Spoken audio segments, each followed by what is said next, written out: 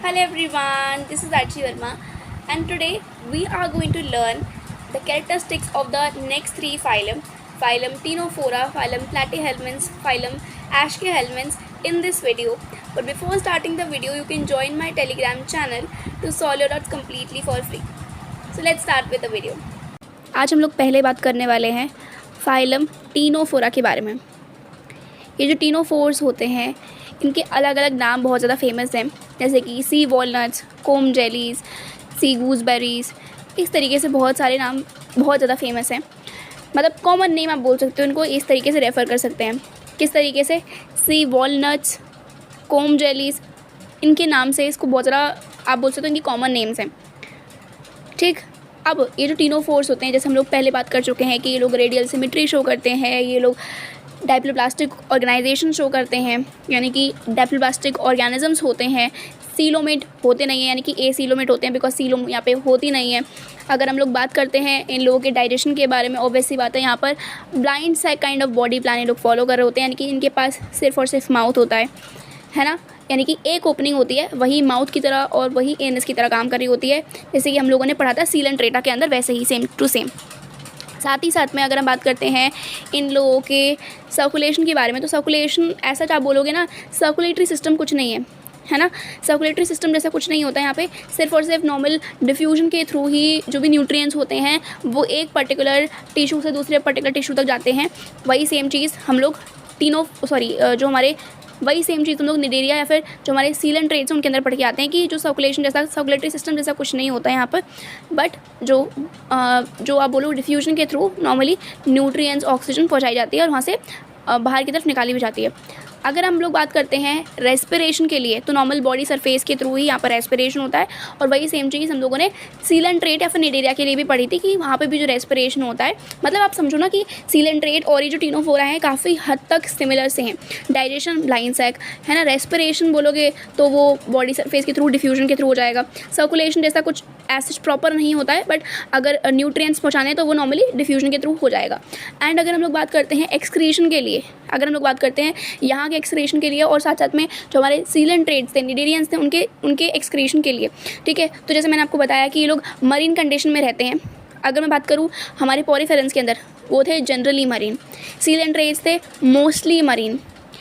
Ctenophores सिर्फ और सिर्फ, इनका एक भी एक्सेप्शन नहीं है, सिर्फ और सिर्फ पानी में, यानी कि जो हमारा मरीन कंडीशन वाला पानी है उसके अंदर देखने को मिलेंगे, है ना। ये लोग ऐसा नहीं होगा कि एक भी फ्रेश वाटर में देखने को मिलेगा, सारे के सारे समुद्री पानी में यानी कि मरीन कंडीशन में देखने को मिलेंगे। कौन मिलेगा?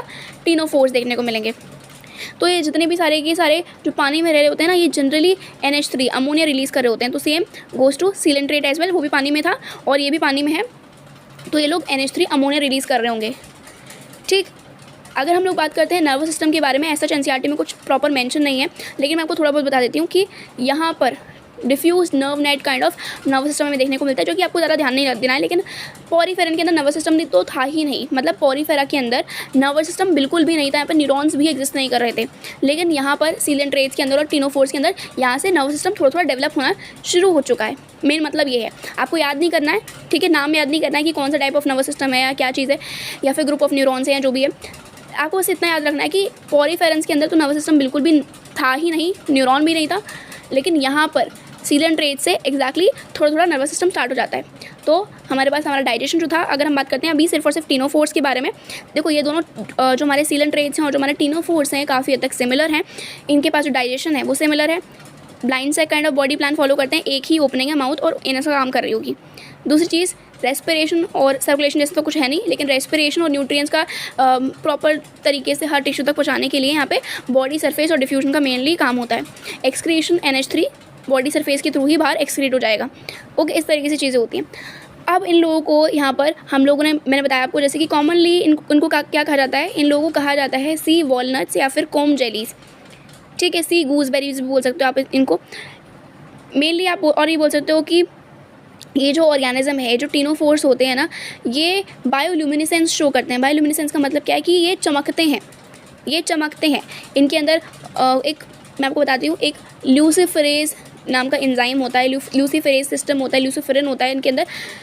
उन उसकी रिएक्शन के चलते और उसकी प्रेजेंस के चलते यहाँ पे ये लोग ऐसे रिएक्शन परफॉर्म करते हैं जिस वजह से ये चमकते हैं। आपको याद नहीं करना है, आपको इतना याद रखना है कि यहाँ पे ये लोग बायोल्यूमिनेसेंस शो करते हैं। अगर आपसे एग्जाम में पूछते हैं कि ऐसा कौन सा फाइलम है जिसके मेंबर्स, या फिर एग्जाम्पल देके पूछते हैं कि बायोल्यूमिनेसेंस इनमें से कौन शो करता है, तो आप बोलोगे कि जो भी टिनोफोरा का मेंबर होता है या फिर जो टिनोफोर्स होते हैं वो बायोल्यूमिनेसेंस शो करते हैं। आपको नाम याद नहीं रखना कि कौन सा केमिकल होता है, क्या होता है, लेकिन आपको बता दिया कि यहाँ पे एक्जैक्टली केमिकल इन्वॉल्व होता है जो कि अपनी रिएक्शन करता है, ये सब चीज़ें करता है, कुछ सिस्टम होता है इनके अंदर, उसकी वजह से यहाँ पे बायोल्यूमिनेसेंस की चमकने वाली कैपेबिलिटी इनके अंदर आती है।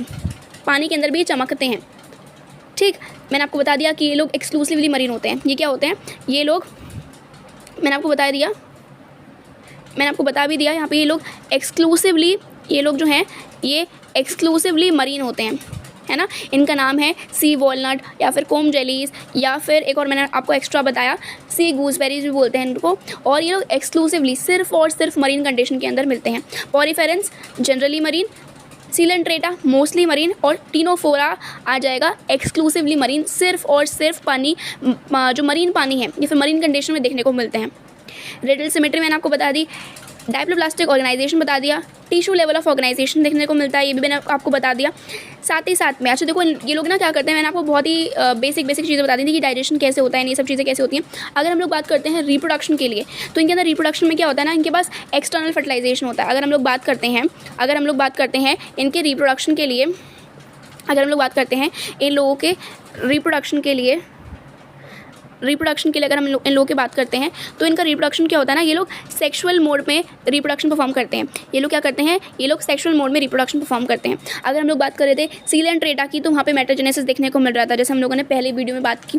साथ ही साथ में वो लोग बेसिकली एसेक्सुअल रिप्रोडक्शन परफॉर्म कर रहे थे। जैसे कि हम लोग बात करते हैं अगर, जैसे कि हाइड्रा जो है ना वो सीलेंट्रेटा का ही मेंबर था, ठीक है। अब वहाँ पर बडिंग देखने को मिलती है, तो वहाँ पे वही एसेक्सुअल रिप्रोडक्शन हमें देखने को मिल रहा था, जैसे कि हाइड्रा दिखाता था बडिंग। और बाद में हम लोग बात ये भी कर रहे थे कि जो पॉलिप थे वो मेडुसा में कन्वर्ट हो रहे थे एसेक्सुअली, और मेडुसा से पॉलिप में जा रहे थे सेक्सुअली, गैमीट्स वगैरह बन रहे थे, ये सब चीज़ें थी, लार्वल स्टेजेस थी, इनडायरेक्ट डेवलपमेंट देखने को मिल रहा था। और जो ऑर्गेनिजम्स थे वो भी यूनिसेक्सुअल थे। लेकिन अगर हम लोग बात करते हैं यहाँ पर, यानी कि टिनोफोर्स के अंदर ये लोग से only and only sexual reproduction perform करने वाले हैं। यहाँ पर हमें लार्वल स्टेजेस डेफिनेटली देखने को मिलेंगी, है ना। इस वजह से यहाँ पे लार्वा प्रेजेंट होगा, इस वजह से यहाँ पे इनडायरेक्ट डेवलपमेंट हमें देखने को मिलेगा। हमें क्या देखने को मिलेगा, यहाँ पे देखने को मिलेगा हमें indirect development, because larval stages यहाँ पे प्रेजेंट होगी।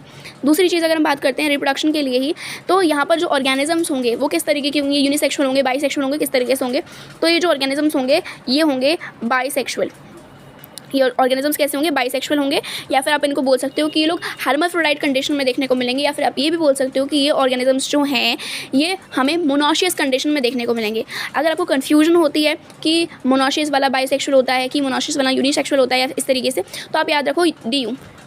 आप क्या याद रखोगे, आप याद रखोगे DU, दिल्ली यूनिवर्सिटी, ऐसा करके याद रख सकते हैं।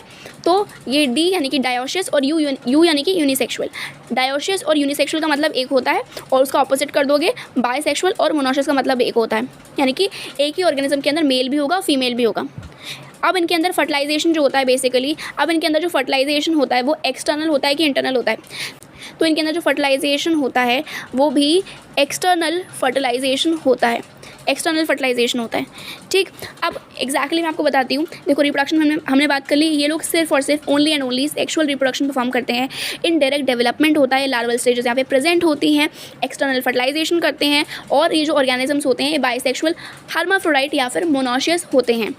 ओके, अगर हम आगे के बारे में बात करते हैं इनके बारे में, तो मैंने आपको बता ही दिया था इनका नाम अलग अलग होते हैं, sea walnuts, comb jellies and sea gooseberries. अब आप देखो इनका स्ट्रक्चर देखो एक बार, आपको देखने को मिलेगा यहाँ पे काफ़ी हद तक ये बॉल जैसे दिख रहे हैं, ठीक है, ये बॉल जैसे दिख रहे हैं। और साथ ही साथ में आप इनको देखोगे आप अच्छे से, तो आपको देखने को मिलेगा यहाँ पे अंदर से या लाइक इंटरनली यहाँ पर कुछ ऐसा करके स्ट्रक्चर जैसा बना हुआ है, ठीक है, ऐसा करके वो स्ट्रक्चर बना हुआ है।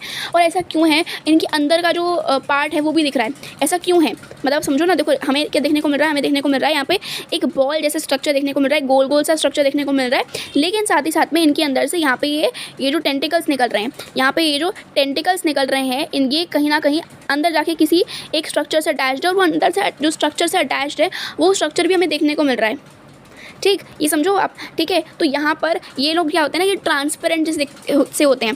ये लोग कैसे होते हैं, ये लोग ट्रांसपेरेंट से होते हैं, ठीक है। ये लोग ट्रांसपेरेंट से होते हैं कुछ। उसके बाद में अगर हम लोग बात करते हैं, ये लोग ट्रांसपेरेंट तो होते हैं, लेकिन अगर हम लोग इनके स्ट्रक्चर के बारे में बात करेंगे तो आपको देखने को मिलेगा यहाँ पर ये बीच में यहाँ पर ये ब्लैक तो नहीं, यहाँ पे ग्रीन कलर के यहाँ पर ये लाइन्स निकल रही हैं, ठीक है। आपको देखने को मिल रहा होगा कि यहाँ पर क्या है, यहाँ पर ये ग्रीन कलर की यहाँ पर 8 यहाँ पर लाइन से निकल रही है, ठीक है। तो ये जो 8 लाइन से निकल रही है ये होती हैं कोम प्लेट्स। ये क्या होती हैं? ये होती हैं सीलेटेड कोम प्लेट्स। अगर आप एक को जूम करके देखोगे तो आपको क्या देखने को मिलेगा, लाइक मैं इसको जूम कर रही हूँ, ठीक है। तो यहाँ पर ये मान लो कि ये एक कोम प्लेट है, ठीक है। ये एक कोम प्लेट है। ये जो ग्रीन वाली लाइन थी मैं इसको जूम करके बना रही हूँ, ठीक है। ये जो ग्रीन वाली लाइन थी मैं इसको जूम करके बना रही हूँ। तो उसमें क्या देखने को मिल रहा है, ठीक है। यहाँ पर ये देखो, आप इस तरीके से देखो कि यहाँ पर ये जो इनका स्ट्रक्चर है इस तरीके से देखने को मिलता है, ठीक है। अब यहाँ पर कुल मिला कर के यहाँ पर 8 इस तरीके से लाइन होंगी। अब इवन आप यहाँ पे इसको कंसिडर भी कर सकते हो, इवन आप इसमें कैलकुलेट भी कर सकते हो, है ना, काउंट भी कर सकते हो इसमें 1 2 3 4 5 6 7 8, ठीक है। तो इस तरीके से यहाँ पे 8 कोम प्लेट्स देखने को मिलेंगी। और ये जो कोम प्लेट्स होंगी इसके ऊपर क्या होगा, यहाँ पे सीलिया लगा होगा। यहाँ पे क्या होगा, यहाँ पे सीलिया लगा होगा। यहाँ पे क्या होगा, यहाँ पे सीलिया लगे, यानी कि ये जो कोम प्लेट्स हैं इनके ऊपर सीलिया लगा होगा। अब पहली बात तो ये सीलिया किस लिए होता है? सीलिया देखो, हम कहीं भी बात करें, चाहे हम लोग बात करते हैं ह्यूमन बॉडी के अंदर भी, ट्रैकिया के अंदर, या फिर हम लोग बात करते हैं ह्यूमन बॉडी के अंदर फैलोपियन ट्यूब के अंदर भी, ये जो सीलिया होता है बेसिकली मूवमेंट इजीली कराने में मदद करता है। तो ये जो यहाँ पे ये जो कोम प्लेट्स हमने देखी, यहाँ पे जो ये 8 यहाँ पे जो हमारे पास ये 8 कोम प्लेट्स हमें देखने को मिल रही हैं जिसके ऊपर सीलिया लगा हुआ है, या फिर जो सीलिया से मिलकर बनी हुई हैं, ये क्या करती हैं, ये ईजिली इन लोगों के मूवमेंट में मदद करती हैं। ये लोग सिसाइल नहीं होते, जैसे हम लोग पढ़ रहे थे पॉलीफॉर्म सिसाइल थी और पॉलीफेरा तो कम्प्लीटली सिसाइल था। यहाँ पर ये लोग सिसाइल नहीं होते, ये लोग फ्री स्विमिंग कंडीशन में रह रहे होते हैं। ये कोम प्लेट्स जो होती हैं ये 8 नंबर में होती हैं, है ना, और ये इनको मूवमेंट में ईजिली मदद कर रही होती हैं। फिर आप ये पूछोगे कि मैम यहाँ पे ये जो निकल रही हैं हमारे पास, ये क्या है? ये टेंटिकल्स होते हैं, ठीक है। ये जो इनको इजीली, जैसे हम लोग बात करते थे, अगर हमारे जो नीडोब्लास्ट था या फिर जो नीडोसाइट था हमारे सीलेंट्रेटा के अंदर या फिर निडेरिया के अंदर, तो वो क्या करता था, वो प्रे को कैप्चर करने में मदद करता था। वो क्या करता था, वो अपने आप को प्रोटेक्ट करने में मदद करता था, डिफेंस में मदद करता था बेसिकली। और साथ ही साथ में वो क्या करता था, वो यहाँ पर एनकरेज करने में मदद करता था। तो यहाँ पर भी काफ़ी हद तक सेम ही काम होता है, यहाँ पे भी काफ़ी हद तक वही सेम काम होता है, ठीक है। लेकिन मूवमेंट के लिए अगर पूछोगे तो मूवमेंट के लिए ये लोग रिस्पॉन्सिबल नहीं है। ये जो टेंटिकल्स निकल रहे हैं ये मूवमेंट के लिए रिस्पॉन्सिबल नहीं है। मूवमेंट के लिए यहाँ पर ये जो कोम प्लेट्स हैं, ये रिस्पॉन्सिबल होती हैं। कोम प्लेट्स के ऊपर सीलिया लगा हुआ है, ठीक, आपको समझ में आ गया होगा आई थिंक। उसके बाद में यहाँ पर अगर हम लोग बात करते हैं, मैंने बायोल्यूमिनेसेंस के बारे में आपको बता ही दिया, और बाकी के जो डाइजेशन था, रेस्पिरेशन था, उसके बारे में भी आपको काफ़ी तक बता ही दिया, और ये भी बता दिया कि रिप्रोडक्शन किस तरीके से होता है। इनके एग्जाम्पल्स आपको याद करने हैं, प्लूरोब्रैकिया और टीनोप्लेना, ठीक है। टीनोफोर्स के अंदर यहाँ पे आपको 2 एग्जाम्पल्स याद करने हैं। एक तो होगा प्लूरोब्रैकिया और दूसरा होगा टीनोप्लेना। एक होगा प्लूरोब्रैकिया और दूसरा होगा हमारे पास टीनोप्लेना। एक होगा प्लूरोब्रैकिया और दूसरा होगा हमारे पास टीनोप्लेना, ठीक है। एक बार हम लोग एनसीईआरटी रीड कर लेते हैं ताकि हम लोग चीज़ें और अच्छे से समझ जाएं, ठीक है। और अगर कोई चीज़ छूटी हुई होगी तो मैं आपको एक्सप्लेन भी कर दूँगी। Phylum Ctenophora. Ctenophores commonly known as sea walnuts or comb jellies are exclusively marine, radially symmetrical, diploblastic organisms with tissue level of organization. The body bears 8 external rows of ciliated comb plates. यहाँ पर इनकी body के ऊपर 8 external रोज होते हैं। ये 8 external रोज लगे हुए हैं, ठीक है। आप गिन भी सकते हो, यहाँ पे 8 एक्सटर्नल रोज लगे हुए हैं, ठीक है, जो कि इनको मूवमेंट में मदद करते हैं, और इनको क्या बोलते हैं, कोम प्लेट्स बोलते हैं, ओके। ये ग्रीन कलर के बारे में बात हो रही है। विच हेल्प इन लोकोमोशन यानी कि मूवमेंट में बेसिकली मदद करते हैं, यानी कि इनकी जो पोजीशन है एक जगह से उठ के इनको दूसरी जगह तक मूव करने में मदद करते हैं। आप इस तरीके से समझ सकते हो। Digestion is both extra cellular and intracellular. जैसे हम लोग पढ़ रहे थे हमारे सीलेंट्रेटा के अंदर, वैसे ही सेम टू सेम डिटो चीज़ें देखने को मिल रही हैं कि वहाँ पर भी एक्स्ट्रा सेलर और इंट्रासेलर दोनों तरीके का डाइजेशन था। वहाँ पे हम पढ़ते थे, इवन जब हमारा पॉलीफेरा पढ़ते थे तो हमें देखने को मिलता था वहाँ पे कि वहाँ पर इंट्रासेलुलर डाइजेशन था खाली। लेकिन हमारे पास जो हमारे सीलेंट्रेटा है और जो टीनोफोरा है, ये दोनों काफ़ी हद तक भाई जैसे हैं, सेम से हैं, है ना। इसका भी एक्स्ट्रा सेलर और इंट्रासेलर टाइप ऑफ डाइजेशन है, blind side kind of body plan था। इस तरीके से चीज़ें हम लोग को देखने को मिल रही हैं। ठीक है, मैंने आपको बता भी दिया बायोल्यूमिनेसेंस के बारे में, तो वो भी पढ़ लेते हैं। Bioluminescence, the property of a living organism to emit light, is well marked in ctenophores. Sexes are not separated, यानी कि सेक्सेस जो है सेपरेटेड नहीं है। ये लोग बायोसेक्सुअल हैं या फिर हर्माफ्रोडाइट हैं या फिर मोनोशियस हैं। सेक्सेस इनके अंदर एक ही ऑर्गेनिज्म के अंदर दोनों सेक्सेस देखने को मिलेंगे। Reproduction takes place only by sexual means, जैसे मैंने आपको बताया। Fertilisation is external with indirect development. Fertilisation यहाँ पर एक्सटर्नल तरीके से होता है, यानी कि एक्सटर्नली होता है, बॉडी के अंदर नहीं होता है, बाहर पानी में फर्टिलाइजेशन होता है। और इनडायरेक्ट डेवलपमेंट यानी कि लार्वल स्टेजेस यहाँ पे इन्वॉल्व होती हैं। और इनके लार्वा को हम लोग मतलब इनके लार्वा का नाम होता है सिडिपिड लार्वा, लेकिन आपको याद नहीं करना है, मैंने आपको बता दिया बस। ठीक, अब यहाँ पे एग्जाम्पल दिए हुए हैं प्लूरोब्राकिया एंड टिनोप्लेना।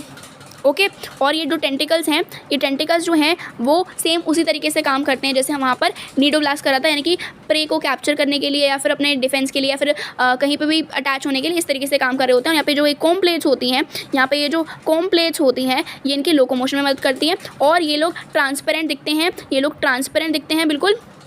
और इस वजह से यहाँ पर ये जो इनका अंदर का स्ट्रक्चर था या फिर इनके अंदर का जो ऑर्गन था, या जो पार्ट, ऑर्गन तो नहीं लेकिन इनके अंदर जो पार्ट था वो भी हमें बहुत ज़्यादा विजिबल होता है। ठीक है, उसके साथ ही साथ में यहाँ पर ये जो टिनोफोर्स थे उनका मैंने दूसरा नाम भी बता दिया आपको, सी वॉलनट्स, कोम जेलीज और सी गूसबेरीज भी नाम बोल सकते हो आप इसका। ठीक है, और यहाँ पर इनको हम लोग ए निडेरियंस भी बोल सकते हैं। इनको क्या बोल सकते हैं, इनको हम लोग ए निडेरियन भी बोल सकते हैं, जो कि निडेरिया फाइलम में नहीं आता, उसको बोलते हैं एनिडेरियन। तो आप ये भी बोल सकते हो, लेकिन ये क्वेश्चन नहीं आएगा, बट मैं आपको बता दिया फिर भी। ओके, इस तरीके से चीज़ें यहाँ पे होती हैं, हमें देखने को मिल जाती हैं। ओके, अब हम बात करते हैं प्लैटीहेल्मिन्थ्स के बारे में। और एक और चीज़, यहाँ पर जो हमारे पास एग्जाम्पल दिया हुआ था ना, जो ये डायग्राम में दिखाया हुआ था, वो हमारे पास प्लूरोब्रैकिया था। हमारे पास दो एग्जाम्पल थे टिनोफोरा के लिए, प्लूरोब्रैकिया और टिनोप्लेना। तो यहाँ पे जो एग्जाम्पल दिया हुआ था वो था प्लूरोब्रैकिया का डायग्राम में। ओके, अगर हम लोग बात करते हैं आगे की तरफ, यानी कि प्लैटीहेल्मिन्थ्स के लिए, तो प्लैटीहेल्मिन्थ्स क्या होते हैं ना, वो डोर्सो वेंट्रली फ्लैटेंड होते हैं। मतलब आप समझो कि अगर मैं आपसे पूछूँ, आप एक पेपर रखो अपने सामने, अब ये जो पेपर है, ठीक है, ये बिल्कुल फ्लैट सा है ना, तो इसी तरीके से हमारे पास ये जो प्लैटीहेल्मिन्थ्स होते हैं, जो फाइलम प्लैटीहेल्मिन्थ्स के मेंबर हैं, वो भी इसी तरीके के पेपर जैसे पतले से होते हैं, एकदम फ्लैट होते हैं एकदम, है ना। कि ऐसा नहीं होता जैसे हम लोग, अगर मैं खड़ी होती हूँ या फिर कोई भी ह्यूमन खड़ा होता है तो हम लोग को पता चलता है कि उसका कुछ डोर्सल एक्सेस भी है, उसका कुछ वेंट्रल एक्सेस भी है। लेकिन यहाँ पर ये जो प्लैटीहेल्मिन्थ्स के मेंबर होते हैं ना, ये डोर्सो वेंट्रली हर तरीके से फ्लैटन होते हैं। ठीक है, ऑब्वियसली बात, इनका डोर्सल सरफेस भी होगा, इनका वेंट्रल सरफेस भी होगा, लेकिन आप अगर इनको देखोगे नॉर्मली, है ना, तो आपको देखने को मिलेगा कि कम्प्लीटली फ्लैट पेपर जैसे एकदम फ्लैट है। ओके, और इसी फ्लैटनेस की वजह से हम इनको फ्लैट वर्म्स भी बोलते हैं। इनको क्या बोलते हैं, इनको हम लोग कॉमन लैंग्वेज में इसी वजह से, बिकॉज ये फ्लैट होते हैं, इस वजह से इनको बोलते हैं फ्लैट वर्म्स। अगर मैं बात करूँ कि ये लोग कौन सी कंडीशन में रहते हैं, तो आप बात करो कि ये जो है ये मेनली एंडोपैरासाइट्स हैं। ये लोग अंदर मतलब यानी कि किसी भी चाहे वो इंसान हो, चाहे वो कोई भी ऑर्गेनिज्म हो, जैसे शीप भी हो सकती है, चाहे वो गोट हो सकती है, या फिर कोई भी ऑर्गेनिज्म के गट के अंदर या उसकी बॉडी के अंदर रहते हैं जनरली। लेकिन अगर वैसे देखोगे तो आप बोल सकते हो कि टेरेस्ट्रियल कंडीशन में मिलेंगे, एक्वेटिक कंडीशन में मिलेंगे, लेकिन मेनली ये लोग पैरासाइट्स होते हैं। ये लोग मेनली पैरासाइट्स होते हैं। जैसे मैं आपको बोलूँ इंसेक्टा के बारे में, इंसेक्टा छोड़ो, मैं आपको बोलती हूँ ऑर्थ्रोपोडा के बारे में। ऑर्थ्रोपोडा में आपको बहुत तरीके के जो इंसेक्ट्स हैं, इंसेक्ट्स बोलो या फिर बहुत तरीके के जो कीड़े मकोड़े हैं, ये देखने को मिलेंगे। अगर आपको मैं आपके दिमाग में नॉर्मली एक, आप सोच लो कि आप बायोलॉजी के स्टूडेंट ही नहीं हो, मैं आपको नॉर्मली पूछती हूँ कि बहुत अलग अलग तरीके के कीड़े मकोड़े होते हैं दुनिया भर में। ठीक है, जैसे हमारे पास हमारी जो स्पाइडर आती है वो भी कीड़ा मकोड़ा में आती है, फिर इंसेक्ट में आती है। इंसेक्ट्स पे तो नहीं, लेकिन ऑर्थ्रोपोडा में एटलीस्ट आती है। अगर मैं आपसे पूछूँ कि हमारा जो मच्छर है वो भी उसमें ही आता है, तो बहुत अलग अलग टाइप ऑफ है ना। अगर मैं आपसे पूछूँ हमारा जो बिच्छू होता है वो भी उसी तरीके की, यानी कि ऑर्थ्रोपोडा फाइलम के अंदर ही आता है।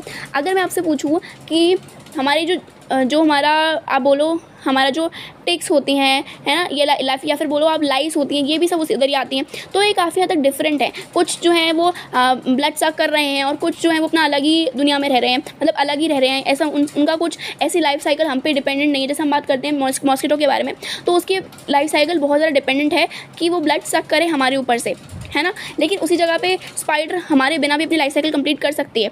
तो वो चीज़ मतलब है मेरा, ठीक है, कि यहाँ पर जो प्लैटीहेल्मिन्थ्स हैं उसकी बहुत सारे मेंबर्स जो हैं वो पैरासाइटिक कंडीशन में या फिर पैरासिटिक कंडीशन में रहते हैं। वो लोग भी ऐसा नहीं है कि हमारे जैसे हमारा, अगर मैं बात करती हूँ मॉस्किटो के लिए, मॉस्किटो ऐसा पैरासाइट नहीं है, बट मॉस्किटो क्या करता है, वो हमारा थोड़े टाइम तक के लिए या फिर थोड़ी 2-3 सेकंड के लिए हमारे बॉडी से ब्लड सक करता है और बाहर चला जाता है, ठीक है, भाग जाता है। लेकिन अगर मैं बात करती हूँ ये जो पैरासाइट्स हैं क्या करते हैं, ये लंबे समय तक हमारी बॉडी के सरफेस के ऊपर नहीं लेकिन हमारी गट के अंदर है, फिर हमारी बॉडी के अंदर रहते हैं और वहाँ से न्यूट्रिशन लेते रहते हैं। मेजॉरिटी में बात कर रही हूँ मैं, सारे के सारे ऐसे नहीं है लेकिन मोस्टली ऐसे ही हैं, ठीक है। कुछ ऐसे भी हैं जो कि टेरेस्ट्रियल कंडीशन पे या फिर एक्वेटिक कंडीशन में रह सकते हैं, लेकिन मेजर अमाउंट में है ना, यहाँ पे मेजर अमाउंट में या फिर मेजॉरिटी में जो प्लैटीहेल्मिन्थ्स के मेंबर्स हैं वो यहाँ पर एंडोपैरासाइट्स होते हैं, जो कि बॉडी के अंदर, चाहे वो इंसान हो, चाहे वो शीप हो, चाहे वो गोट हो, चाहे वो पोर्क हो, या फिर चाहे वो बीफ हो या किसी भी है ना, इस तरीके से ऑर्गेनिजम्स के ऊपर तो नहीं, उसकी उनकी बॉडी के अंदर, उनकी गट पे या कहीं भी इस तरीके से अटैच होकर के वहाँ से न्यूट्रिशन कॉन्स्टेंटली लेते रहते हैं। ओके, इस वजह से इनको हम लोग बोलते हैं कि ये लोग एंडोपैरासाइट्स होते हैं। ओके, अब जनरल बॉडी कैरेक्टरिस्टिक्स के बारे में बात करते हैं। पहली बात तो ये लोग बायलेटरली सिमेट्रिकल होते हैं, हम लोग समझ चुके हैं। यहाँ से इनके आगे से यानी कि प्लैटीहेल्मिन्थ से एटलीस्ट बायलेटरल सिमेट्री हमें देखने को मिल जाएगी। दूसरी चीज़ यहाँ पे आता है कि ये लोग जो होते हैं ये लोग एसीलोमेट्स होते हैं, कोई सीलोम नहीं होती है और ट्राइप्लास्टिक ऑर्गेनाइजेशन शो करते हैं। 3 लेयर्स आ जाती हैं, मेसोडर्म, एक्टोडर्म, एंडोडर्म, लेकिन इनके पास कोई भी सीलोम नहीं आती है, इस वजह से इन लोगों को बोलते हैं एसीलोमेट। वो क्या बोलते हैं, एसीलोमेट।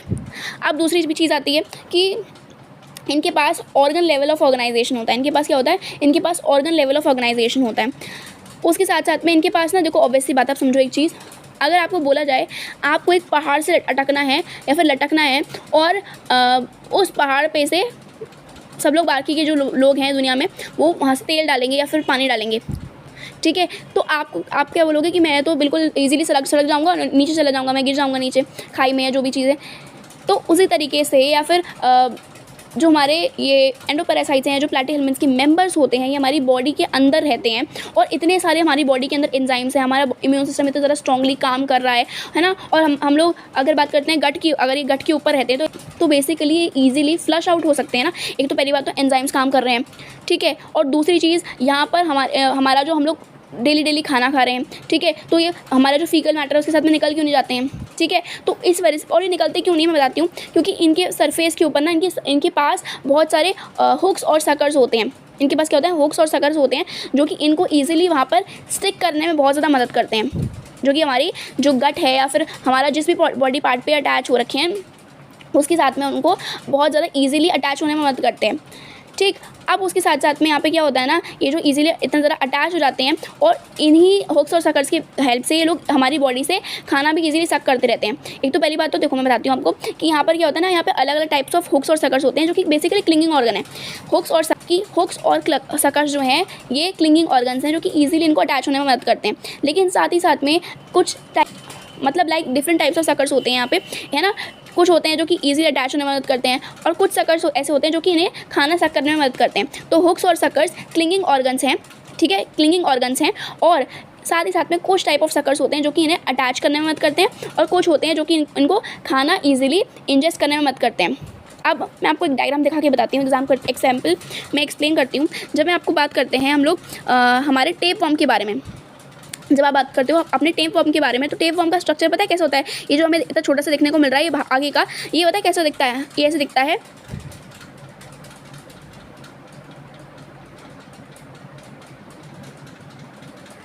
ये कुछ इस तरीके से दिखता है।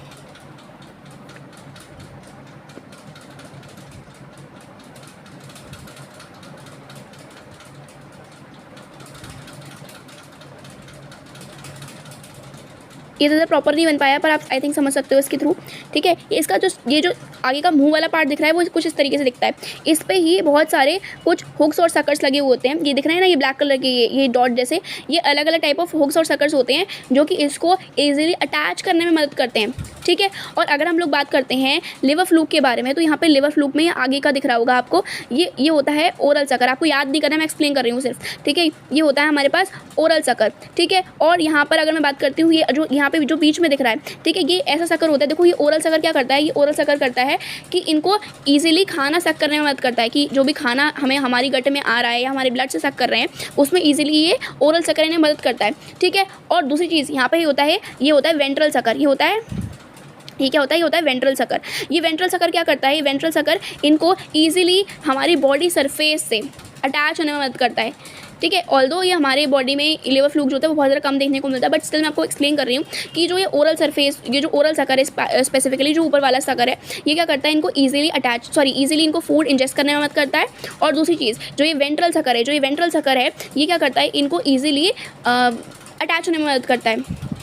ठीक, और मैंने आपको ये जो टेप वॉर्म था उसके बारे में भी बता दिया काफ़ी हद तक। उसके बाद में ये मैंने आपको बताया जैसे कि ये हुक्स और सकर किस तरीके से होते हैं कि इसे ईजिली अटैच होने में मदद करते हैं और ईजिली खाना सक करने में मदद करते हैं। ओके, अब पहली बात तो आप ये समझो कि हमारी बॉडी के अंदर है तो इनकी ये सारे एंजाइम्स झेल रहे हैं, हमारा जो इम्यून सिस्टम है उसको भी झेलना है इन्हें। तो इनके बॉडी की सरफेस के ऊपर एक पतली सी क्यूटिकल की लेयर होती है, एनसीईआरटी में मेंशन नहीं है, मैंने आपको बस बता दिया है कि एक्सप्लेन कर दिया है कि आप सोचो कि ये प्रोटेक्शन कैसे लेते हैं, तो इनके ऊपर एक बहुत मोटी सी क्यूटिकल की लेयर होती है, ठीक है, और इसके थ्रू ये इजीली अपने आप को प्रोटेक्ट कर सकते हैं। दूसरी चीज़ यहाँ पे आती है कि ये हमारी बॉडी के अंदर है, तो इनके पास इतना ज़्यादा स्पेशलाइज्ड सुनने बोलने की ऐसी ऑर्गन का कोई इंपॉर्टेंट रोल नहीं। जैसे अब मैं बताऊँ, हमारे पास कान है, ठीक है, हम लोग सुन सकते हैं, हमारे पास पिना है ना, इजीली साउंड की वाइब्रेशंस को इजीली अच्छे से कैच करने के लिए। हमारे पास आंखें हैं, हम लोग देख सकें बाहर, है ना, हम लोग इजीली फूड को इंजेस्ट कर सकें अच्छी। इस तरीके से हमारी बेटरमेंट के लिए सारी चीज़ें, हमारे पास इतनी सारी सेंसरी ऑर्गन्स हमारी बेटरमेंट के लिए ही हैं।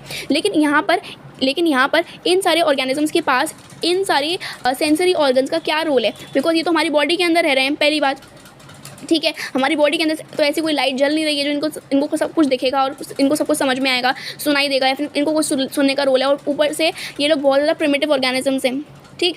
तो उस कंडीशन की वजह से यहाँ पर इनके पास अननेसेसरी सेंसरी ऑर्गन्स का लॉस हो चुका है कम्प्लीटली इवोल्यूशन के चलते भी, बिकॉज ये हमारी बॉडी के अंदर है ना, तो इतना सारा फालतू में energy in unnecessary sensory organs पर डाल के कोई सेंस नहीं बनता। मान लो ये हमारी बॉडी के अंदर है, मान लेते हैं कि कोई भी जो लिवर फ्लूक है वो किसी शीप की बॉडी के ऊपर चिपका हुआ है। अब उसकी बॉडी के अंदर उसको कोई लाइट दिख नहीं रही है, ठीक है, कोई सुनने के लिए कुछ आवाज़ नहीं है, कुछ सेंस नहीं बनता उस सुनने का। तो सारे के सारे जो सेंसरी ऑर्गन्स हैं जो कि फालतू की हैं, जिनका कोई रोल नहीं है, उनका एवोल्यूशन के चलते भी लॉस हो चुका है। ओके, एंड साथ ही साथ में हमारी बॉडी के अंदर स्टिक कर रहे होते हैं, ठीक है। तो हुक्स और सकर्स तो हैं ही, लेकिन हमारी बॉडी के अंदर जो डाइजेस्टेड फूड था ऑलरेडी उसको सक कर रहा है हमारे ब्लड से, ठीक है। आप समझो, अगर मान लो हमारी या फिर शीप की गट पे जो हमारे तो नहीं, लेकिन शीप की गट पे जो लिवर फ्लूक अटैच्ड है, वो उसकी गट पे क्यों अटैच्ड है, वो बाहर से खाना क्यों नहीं खा रहा है, क्योंकि उसको डायरेक्टली डाइजेस्टेड फूड मिल रहा है ना ब्लड से। वो क्या करता है, ब्लड पे हमारी जो गट वॉल है, हमारी तो नहीं, शीप की जो गट वॉल है उस पर अटैच है, और वहाँ से जो उसकी गट से जो भी उसके आसपास जो उसका ब्लड वेसल है उसमें से जो ब्लड है उसको इंजेस्ट कर रहा है, बिकॉज उसके पास क्या है कि उसको डाइजेस्टेड फूड जो है वो डायरेक्टली मिल रहा है, ठीक है। तो डाइजेस्टिव ट्रैक्ट जो है वो भी काफ़ी हद तक सिंप्लीफाइड हो चुका है। तो क्या हुआ है, जो डाइजेस्टिव ट्रैक्ट था वो भी काफ़ी हद तक सिंप्लीफाइड हो चुका है, या फिर उतना ज़्यादा कॉम्प्लेक्स नहीं रहा। ओके, और साथ ही साथ में यहाँ पे जो सेक्सेस हैं वो सेपरेटेड नहीं है, ठीक है। अभी भी यहाँ पे हर्माफ्रोडाइट कंडीशन या फिर बोला मोनोसिस कंडीशन हमें देखने को मिल रही है, बाइसेक्सुअल ऑर्गेनिज्म की कंडीशन हमें देखने को मिल रही है। रिप्रोडक्शन के लिए अगर हम बात करते हैं तो यहाँ पे इंटरनल फर्टिलाइजेशन होता है, यहाँ पे क्या होता है, इंटरनल फर्टिलाइजेशन होता है, लेकिन यहाँ पे लार्वल स्टेजेस यानी कि इनडायरेक्ट डेवलपमेंट हमें देखने को मिलता है। ओके, मैं एक बार आपको वापस बता देती हूँ कि इस तरीके से रिप्रोडक्शन होता है। रिप्रोडक्शन में क्या होता है, यहाँ पे रिप्रोडक्शन में यहाँ पे ये लोग बाइसेक्सुअल ऑर्गेनिज्म से पहली बात तो, ठीक है, बाइसेक्सुअल ऑर्गेनिज्म से पहली बात तो, यानी कि हर्माफ्रोडाइट की कंडीशन है, यानी कि दोनों सेक्सेस एक ऑर्गेनिज्म के अंदर प्रेजेंट होंगे।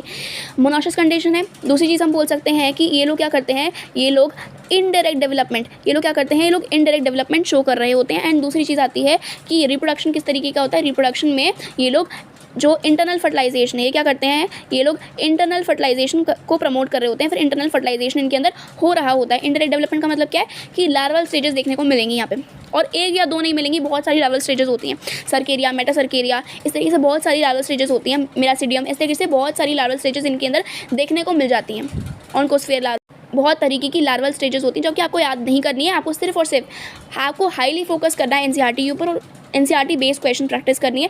थोड़ा बहुत एनसीईआरटी से ऊपर ठीक है, बट मेन आपका फोकस होना चाहिए एनसीईआरटी की तरफ, ठीक है। ओके, तो इस तरीके से बहुत सारी मल्टीपल लार्वल स्टेजेस इनके अंदर देखने को मिलती हैं। बाइसेक्सुअल ऑर्गेनिजम्स होते हैं, हर्माफ्रोडाइट कंडीशन देखने को मिलती है, मोनोसिस ऑर्गेनिजम्स होते हैं, एंड इनडायरेक्ट डेवलपमेंट यानी कि मैनी लार्वल स्टेजेस देखने को मिलती है। लार्वल स्टेजेस यहाँ पे होती हैं प्रेजेंट। इंटरनल फर्टिलाइजेशन देखने को मिलता है, ओके, और ऑब्वियसली बात है सेक्सुअल रिप्रोडक्शन देखने को मिलता है। लेकिन यहाँ पर ए सेक्सुअल भी आप बोलोगे कि देखने को मिलता है, यहाँ पे सेक्सुअल रिप्रोडक्शन तो देखने को मिलता ही यानी कि गैमेट्स का फ्यूजन तो होगा ही होगा, लेकिन साथ साथ में यहाँ पे ए सेक्सुअल रिप्रोडक्शन भी देखने को मिलता है। जैसे कि एग्जाम्पल बहुत बढ़िया सा है हमारे पास प्लेनेरिया। हमारे पास क्या एग्जाम्पल दे रखा है, हमारे पास एग्जाम्पल दे रखा है प्लेनेरिया का, तो हमारा जो प्लेनेरिया होता है वो क्या करता है, वो उसके पास हाई कैपेबिलिटी होती है रीजनरेशन के लिए, ठीक है। अगर आप उसको कट करते हो तो प्लेनेरिया क्या करता है, वो अपने आप को रीजनरेट करके 2 ऑर्गेनिजम्स बना लेगा, ठीक है। इस तरीके से चीज़ें हम लोगों ने पढ़ी हैं, जिसमें आपको एक डायग्राम करके बता देती हूँ, आपको मैं एक डायग्राम के थ्रू बता देती हूँ। तो यहाँ पे होता क्या है, जैसे मान लो कि आप यहाँ पर हमारे पास, ठीक है, प्लेनेरिया है, लेट्स से ये प्लेनेरिया है हमारे पास, ठीक है। अब मैंने क्या किया, मैंने इसको बीच में से कट कर दिया। अब मैंने क्या किया, इसको बीच में से यहाँ पे ऐसे करके कट कर दिया, ठीक है। अब कट करने के बाद में यहाँ पर क्या होगा, यहाँ पे 2 प्लेनेरिया मेरे पास बन जाएंगे। यहाँ पे क्या होगा, मेरे पास 2 प्लेनेरिया बन जाएंगे, ठीक है।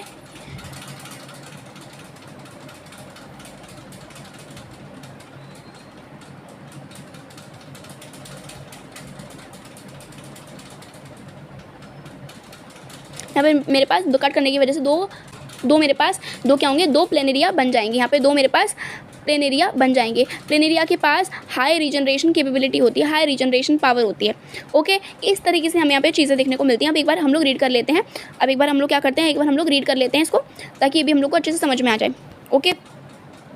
They have dorso-ventrally flattened body. Hands are called flatworms. These are mostly endoparasites found in animals including human beings. ठीक, ह्यूमन बींग्स के अंदर टेपवर्म आप बोल सकते हो अच्छे से, या फिर ब्लड फ्लूक बोल सकते हो, ओके। लेकिन जो लिवर फ्लूक होता है वो हम लोग को देखने को मिल जाता है। जैसे मैं बताऊँ स्पेसिफिकली टेपवर्म की भी अलग अलग वैरायटी होती है, वैरायटीज़ बोल सकती हूँ, या फिर बोल सकते हो अलग अलग स्पीशीज़ के होते हैं। टेनिया सेजनाटा, टेनिया सोलियम, है ना। तो ये जो टेनिया सोलियम होता है वो हमें देखने को मिलता है पोर्क के अंदर, और अगर हम बात करते हैं टेनिया सेजनाटा तो हमें देखने को मिलता है बीफ के अंदर। लिवर फ्लूक जो होता है हम लोगों को जो कैटल्स होती हैं, या फिर जो हमारा शीप है, गोट है, इन सब के अंदर देखने को मिल जाता है। तो बहुत सारे मल्टीपल एनिमल्स हैं, ह्यूमन बींग्स भी उसके अंदर, ह्यूमन बींग्स भी उसके अंदर इन्वॉल्व हो सकते हैं, मतलब उनके अंदर हो सकता है endoparasite. Flatworms are bilaterally symmetrical, triplastic and acoelomate animals with organ level of organization. Hooks and suckers are present in the parasitic forms. Some of them absorb nutrients from the host directly through their body surface. Specialized cells called flame cells help in osmoregulation and excretion. देखो पहले बता देती हूँ, digestion होता है blind second of body plan की वजह से, यानी कि blind second kind of body plan ये लोग फॉलो कर रहे होते हैं।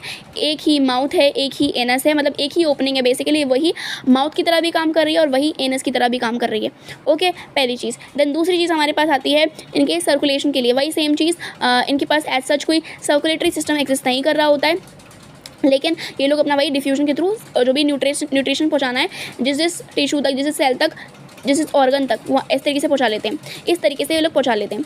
अब अगर हम लोग बात करते हैं एक्सक्रीशन के लिए, ऑस्मो रेगुलेशन के लिए, यानी कि आयनिक बैलेंस के लिए, या फिर बेसिकली एक्सक्रीशन आप समझो एक्सक्रीटरी सिस्टम के तौर पे, सिस्टम तो ऐसा कोई है नहीं, लेकिन एक्सक्रीशन के लिए यहाँ पे स्पेसिफिकली फ्लेम सेल्स नाम के सेल्स होते हैं जो कि यहाँ पे एग्जैक्टली इन्वॉल्व होते हैं, या फिर आप दूसरा भी बोल सकते हो protonephridia,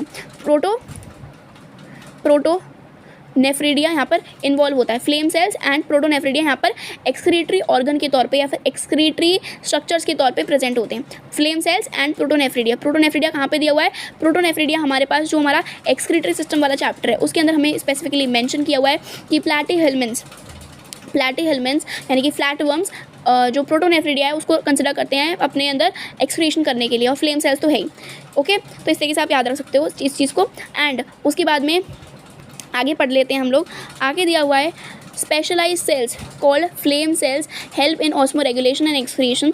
sexes are not separate, sexes यहाँ पे सेपरेट नहीं होते, ये लोग बाइसेक्सुअल कंडीशन में रहते हैं। Fertilisation is internal and development is through many larval stages, बहुत सारी लार्वल स्टेजेस यहाँ पे एग्जिस्ट कर रही होती हैं इनकी साइकिल के अंदर, okay. Some members like Planaria possess high regeneration capacity, asexual reproduction भी इस वजह से मैंने बोला कि होता है इनके अंदर। एग्जाम्पल्स टीनिया का कॉमन नेम है टेपवर्म, और अलग अलग स्पीशीज़ यहाँ पे होती हैं, fasciola, liver fluke, okay. Examples of platyhelminthes दिए हुए हैं, पहला वाला एग्जाम्पल दे रखा है टेनिया का यानी कि टेपवर्म, एंड दूसरा दे रखा है लिवर फ्लूक, ये एग्जाम्पल दे रखा है, ओके। अब हम लोग बात करते हैं आगे की तरफ, जो हमारे ऐश के हेलमेंट्स हैं उनके लिए, ओके। तो ये जो फाइलम ऐश के हेलमेंथ है, फिर जो हमारे पास इसका दूसरा नाम होता है नीमाटोडा, ठीक है।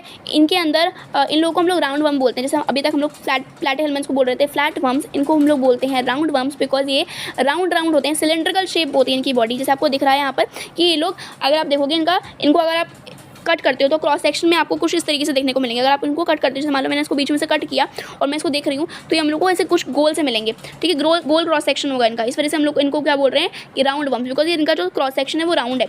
और साथ ही साथ में इन लोग की जो बॉडी है वो मतलब आप समझ लो कि यहाँ पे सर्कुलर बॉडी दिख रही है, इस वजह से ये लोग राउंड वर्म्स कहलाते हैं। और साथ ही साथ में ये लोग सिलेंड्रिकल बॉडी रख रहे हैं। ये लोग कैसी बॉडी रख रहे हैं? सिलेंड्रिकल बॉडी रख रहे हैं, यानी कि 3D में देखोगे तो सिलेंड्रिकल बॉडी हमें देखने को मिल जाएगी। मतलब अगर मैं इसको सीधा दिख रही हूँ तो कुछ इस तरीके की बॉडी देखने को मिल रही है, और मैं अगर इसको सामने से देख रही हूँ तो मुझे ऐसे करके कुछ इस तरीके से बॉडी देखने को मिल रही है, इस तरीके से, ठीक है, राउंड बॉडी देखने को मिल रही है। इस वजह से बोल रहे हैं राउंड वर्म्स और सिलेंड्रिकल बॉडी होती है।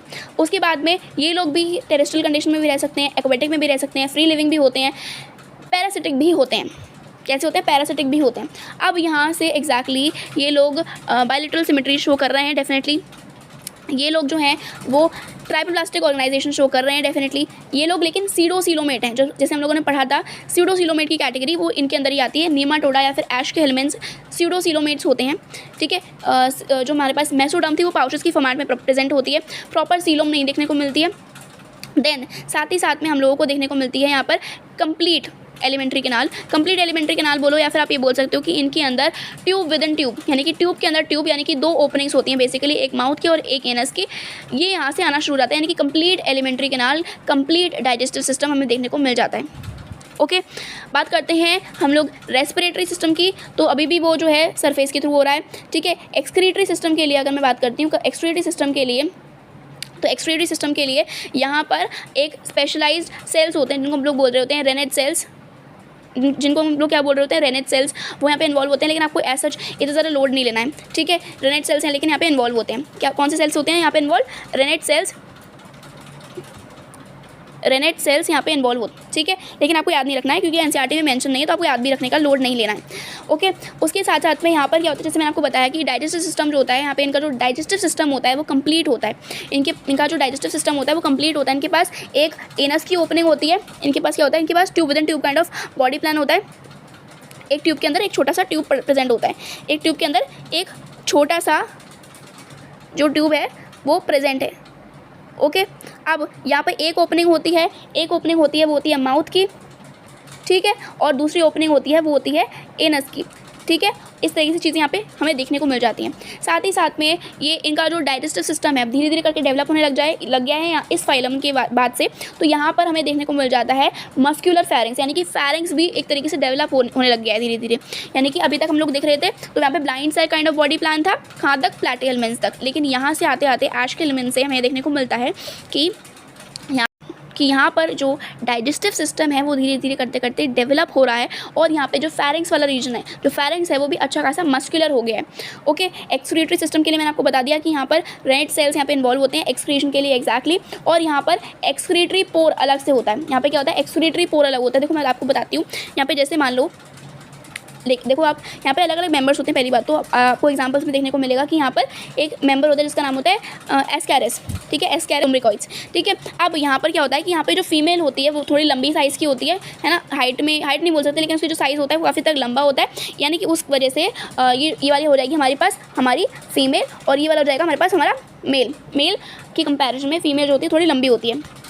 तो अगर मैं आपको बताऊँ यहाँ पर क्या होता है कि यहाँ पर ऊपर की तरफ ही, जैसे मान लेते हैं कि ये सरफेस इसका यहाँ पर ऊपर की तरफ ही, यहाँ पर क्या होगा कि यहाँ पे हमें देखने को मिलेगा इसका गोनोपोर। यहाँ पे क्या देखने को मिलेगा? हमें देखने को मिलेगा गोनोपोर, जहाँ पर एग्जैक्टली इंटरनल फर्टिलाइजेशन प्रमोट होता है, या फिर जहाँ से एग्जैक्टली इंटरनल फर्टिलाइजेशन होता है। और नीचे की तरफ हम लोगों को एक्सक्रीटरी पोर अलग तरीके से देखने को मिलेगा। यहाँ पे क्या होगा? हमें अलग से एक्सक्रीटरी पोर देखने को मिलेगा। हमें क्या होगा? यहाँ पे हमें एक्सक्रीटरी पोर अलग देखने को मिलेगा, गोनोपोर अलग देखने को मिलेगा, ठीक है। जहाँ पे सेक्सुअल रिप्रोडक्शन जहाँ से होता है ना, जहाँ पे एग्जैक्टली आप बोलो कोइटस होता है, वहाँ पर जो बेसिकली गोनोपोर है वो अलग देखने को मिलेगा। और जो हमारे पास एक्सक्रीटरी पोर है, जो हमारा एक्सक्रीटरी पोर है वो हमें अलग देखने को मिलेगा। ओके, जो कि एक्सक्रीशन होता है रेनेट सेल्स के थ्रू। ओके, उसके बाद में सेक्सेस यहाँ पे सेपरेटेड होते हैं, यानी कि यहाँ से एग्जैक्टली सेक्सेस का सेपरेशन होना शुरू हो चुका है। यानी कि मेल अलग है, फीमेल अलग है। जैसे मैंने आपको बताई दिया, यहाँ पे फीमेल लंबी हो रही है साइज़ में और मेल जो है वो छोटा हो रहा है साइज़ में। ओके, उसके साथ साथ में अगर मैं बताऊँ आपको, तो आपको देखने को मिलेगा यहाँ पर, अगर आप कंपेयर करो यहाँ पे फीमेल और यहाँ पे आप अगर कंपेयर करते हो फीमेल और मेल के एंड्स को, यहाँ पे आप कंपेयर करोगे अगर फीमेल और, एक मिनट रुको, अगर आप कंपेयर करते हो मेल और फीमेल के एंड्स को स्पेसिफिकली, आपको क्या देखने को मिलेगा, ये एंड और ये वाला एंड तो सेम है, लेकिन यहाँ पर कुछ गोल सा है, यहाँ पे कुछ ऐसा गोल सा घुमा हुआ स्ट्रक्चर क्यों है? बिकॉज ये है यहाँ पे बोलोगे कि समझो कि ये कोइटस में इसको मदद करने वाला है। फीमेल के पास गोनोपोर होगा, ओके, एंड और एक्सक्रीटरी पोर दोनों के अंदर देखने को मिल जाएगा, जो कि एक्सक्रीशन का काम कर रहा होगा। मेन काम होगा रेनेट सेल्स का। मेल और फीमेल अलग अलग है, डायोसिस कंडीशन, यूनिसेक्सुअल कंडीशन, एंड ये लोग जो फर्टिलाइजेशन करते हैं, जैसे हमें दिख ही रहा है, जैसे हम लोग को दिख ही रहा है कि यहाँ पे गोनोपोर प्रेजेंट है, तो इंटरनल फर्टिलाइजेशन होगा, ऑब्वियस सी बात है, ठीक।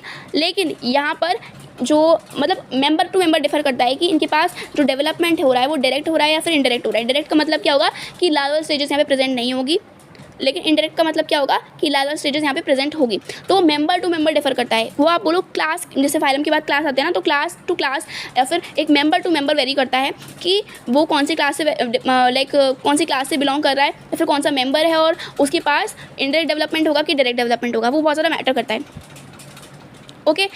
एंड उसके बाद में हम लोग बात करते हैं इनके एग्जाम्पल्स के बारे में। एग्जाम्पल्स दिए हुए हैं हमारे पास, एस्कैरिस जिसका नाम कॉमन नेम होता है राउंड वर्म, और बुचेरिया फिलैरियल वर्म जिसकी अलग अलग स्पीशीज़ बोला, जैसे कि बुचेरिया बैनक्रॉफ्ट, बुचेरिया मलाय, ये एलिफेंटियासिस या फिर फिलैरियसिस कॉज करती है और इस वजह से इनको हम लोग फिलैरियल वर्म भी बोलते हैं, ओके।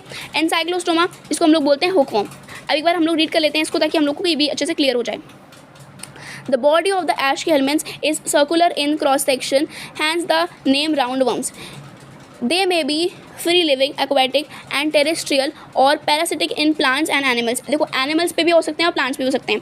अभी तक हम लोगों ने क्या पढ़ा था प्लैटीहेल्मिन्थ्स के बारे में कि वो सिर्फ और सिर्फ एनिमल्स के ऊपर इंक्लूडिंग ह्यूमन बींग्स भी हो सकते हैं पैरासिटिक, एंडोपैरासिटिक स्पेसिफिकली। लेकिन ये क्या हो सकते हैं, ये लोग सिर्फ और सिर्फ पैरासिटिक हो सकते हैं प्लांट्स और एनिमल्स के ऊपर, स्पेसिफिकली मेंशन नहीं किया है। देखो होते तो जनरली एंडोपैरासाइट्स हैं लेकिन मेंशन नहीं किया है, ठीक है। तो बट मैं आपको बता देती हूँ कि एंडोपैरासाइट्स होते हैं, वो भी प्लांट्स और एनिमल्स दोनों के ऊपर, okay. Round worms have organ system level of body organisation. Organ system यहाँ से अभी स्टार्ट हो चुका है और इस वजह से डाइजेस्टिव सिस्टम जो भी है, जो कि डाइजेस्टिव सिस्टम भी है, वो भी यहाँ पे से डेवलप होने लग पड़ा है। मस्कुलर फेरेंक्स देखने को मिल रहा है हम लोग को, और even tube within tube kind of body plan भी हमें देखने को मिल रहा है। दोनों ओपनिंग्स आ चुकी हैं, माउथ और एनस दोनों की। They are bilaterally symmetrical, triploblastic and pseudocoelomate animals. Alimentary canal is complete with a well-developed muscular pharynx, जैसे मैंने आपको बताया. An excretory tube removes body waste from the body cavity through the excretory pore. Sexes are separate, dioecious, that is males and females are distinct. Often females are longer than males, और जो mails होते हैं उनका जो एक and होता है वो हल्का सा घुमा हुआ सा होता है. Fertilization is internal and development में be direct. The young ones resemble the adult और इनडायरेक्ट, दोनों हो सकता है यहाँ पे, ठीक. और एग्जाम्पल्स दिए हुए हैं एस्कैरिस, राउंडवर्म, वुचेरिया, फिलैरियल वर्म जो कि फिलैरियसिस की या फिर एलिफेंटियासिस की प्रॉब्लम कॉज कर सकता है.